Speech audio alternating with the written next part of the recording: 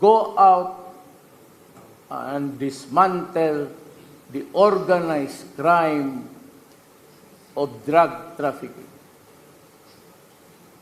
And if you find your life in danger, I will order you to shoot them. Rather see a policeman or a soldier dead. In Marawi Rebellion, it started with a drug case.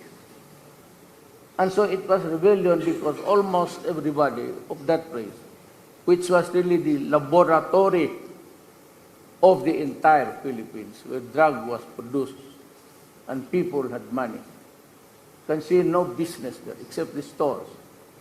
And yet,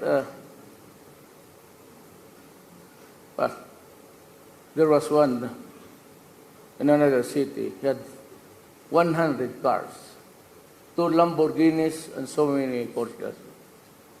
And yet, the human rights would still insist on a wrong committed by him. So I'm telling them, I'm sorry.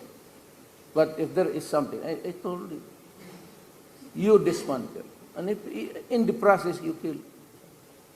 And I said to the world, and to the United Nations, and to everybody, I take responsibility for all of the consequences of this drug war.